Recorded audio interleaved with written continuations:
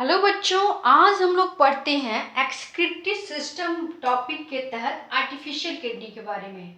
ये life processes का part है, 10th क्लास के लिए हम लोग पढ़ रहे हैं। देखते हैं आर्टिफिशियल किडनी क्या है।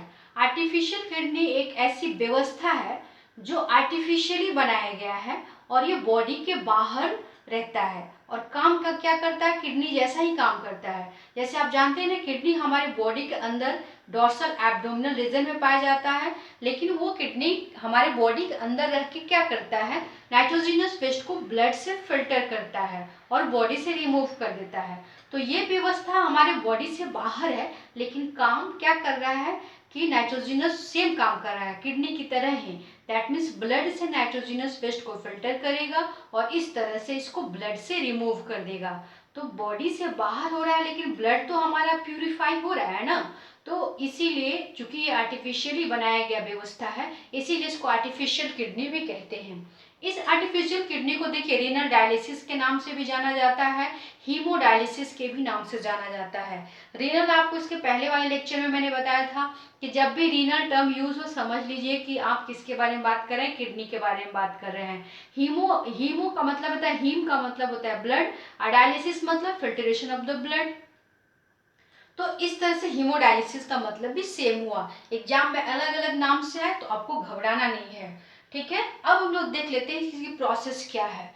चलिए, आप जानते हैं बच्चों कि हमारे बॉडी में जो आर्टरीज और वेन होता है, ह्यूमन हार्ट में आप लोग पढ़े थे। तो आर्टरीज क्या करता है ना, ब्लड को हार्ट से लाके डिफरेंट बॉडी के डिफरेंट पार्ट्स में देता है, और वेन क्या करता है ना, बॉडी से ब्लड को लेके हार्ट को देता है। तो यहाँ पे हम क्यों बोल रहे हैं, जैसे यहाँ पे मैं बोल रही हूँ कि आर्टरी के द्वारा ब्लड आया, तो मैंने यहाँ पे एक और नया टर्म लिखा है, स्पैटुला। स्पैटुला एक टूल है जो जो डॉक्टर यहाँ पे इंजेक्ट करते हैं बॉडी में, यहाँ पे स्किन को पेनिट्रेट करके लगाते हैं, और ये इनका मकसद ये रहता है कि आर्टरी और वेन को यहाँ पे ना कम्युनिकेट किया जाता है, जोड़ा जाता है। इसके द्वारा वो जुड़ जाता है और यहाँ पे सफिशिएंट ब्लड फ्लो हो जाता है, जिसके कारण ब्लड फ्लो आता है और इस वे से आते हुए कहाँ, इस सॉल्यूशन के टच में आता है।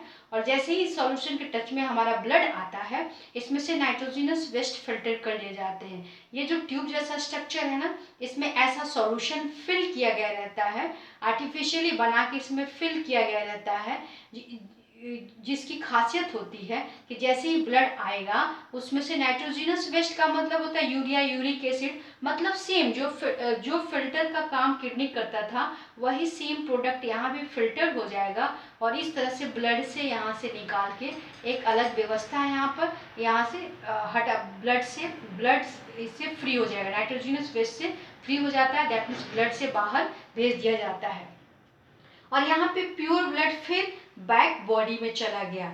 ये जो बैक ब्लड जा रहा है बॉडी में, ये नाइट्रोजनस फ्री ब्लड है, मतलब अब ये क्लीन ब्लड है, बॉडी में जा रहा है।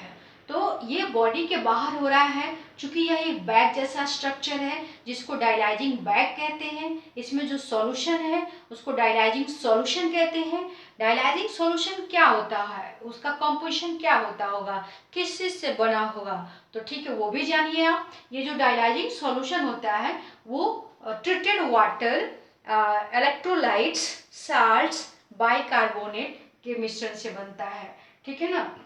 इलेक्ट्रोलाइट्स कहने का सेंस यहाँ है जैसे magnesium, calcium, potassium, sodium etcetera.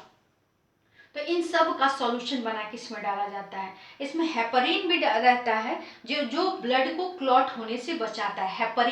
हेपरीन क्या होता है ना, हमारे बॉडी में भी प्रोड्यूस होता है, जैसे लीवर में, लंग्स में, कुछ बॉडी टिश्यू में भी, तो वो अलग बात है। अभी यहाँ हेपरीन का मतलब होता है कि ब्लड क्लॉट से बचाता है। बॉडी से ब्लड निकल रहा है तो आप यही पढ़ते आए हैं कि ब्लड क्लॉट हो जाएगा, तो ब्लड क्लॉट ना हो उसके लिए भी इसमें व्यवस्था की गई रहती है, मैं ये कहना चाहती हूँ, ठीक है बच्चों।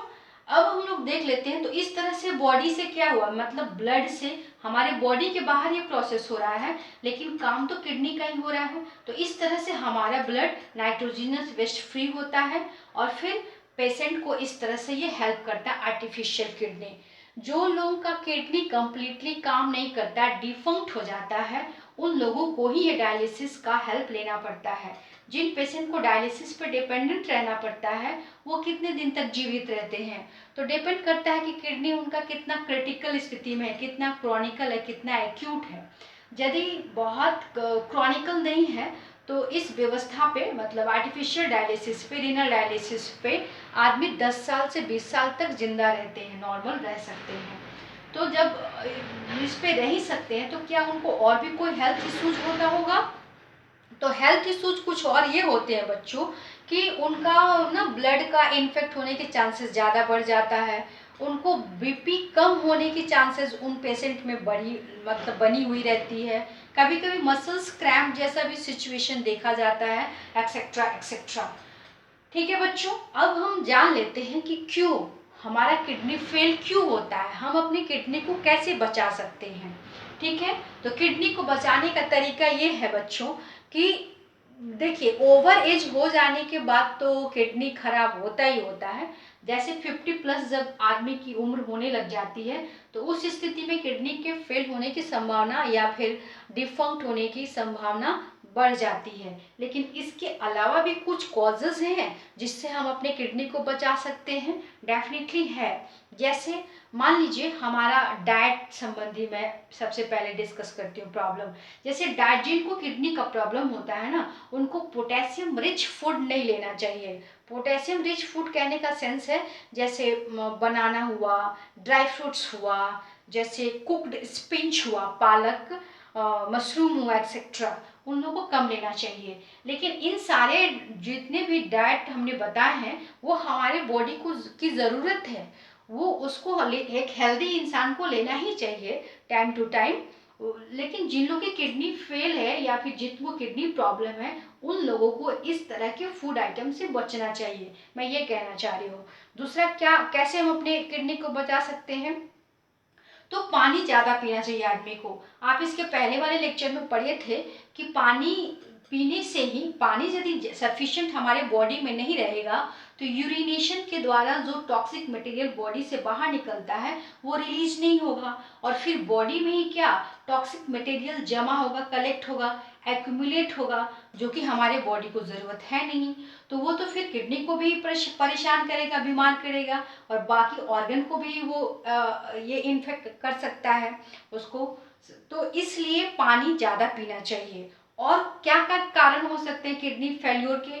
तो इन्फेक्शन हो सकता है, इंजुरी हो सकता है, किडनी में ब्लड के फ्लो का कम होना, that means restriction of the blood flow in kidney, kidney में सफिशिएंट मात्रा में ब्लड का नहीं जाना। तो ये सब कॉजेज हो सकते हैं जिसके कारण किडनी फेल होता है। ठीक है बच्चों, थैंक यू।